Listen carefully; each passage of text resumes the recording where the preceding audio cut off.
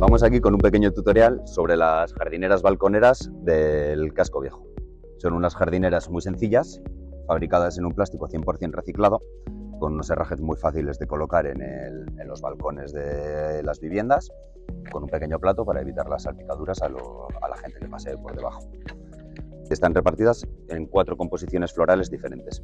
Son flores todas pensadas para la temporada de primavera-verano, divididas de la misma manera, una parte trasera vertical y una parte delantera colgante.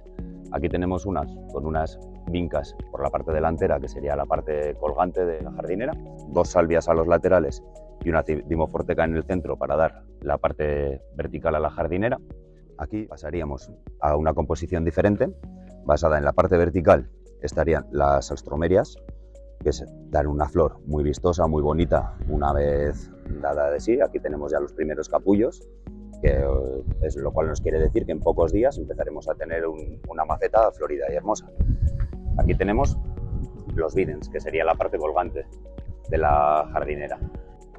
Aquí pasaríamos a tener una formada por coreopsis, gazania tomentosa y surfinias en la parte colgante. Las surfinias sí que colgarían más, darían una flor muy vistosa por la parte de abajo, que a la gente que pase por debajo le va a resultar muy vistosa. Esta es la última composición floral, formada por gaura, verbena y lobelias.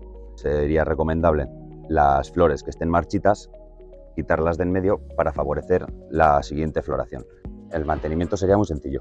Un riego de 2 veces semanales, la jardinera ya vendría preparada con un abono para alrededor de un mes, por lo cual al siguiente mes habría que empezar a echarle algún tipo de fertilizante cada 15 días o lo que indique el fabricante. Algunas de ellas serían susceptibles a pequeñas plagas, podrían tener pulgón que con una solución de agua jabonosa con jabón potásico se lo podría eliminar muy fácilmente. Algún hongo podría haber que con un poco de sulfato de cobre o así se podría eliminar. Y al otoño, cuando ya empiecen a llegar los fríos, sí que sería recomendable resguardar la maceta para protegerla un poco de las heladas, siempre en una zona iluminada.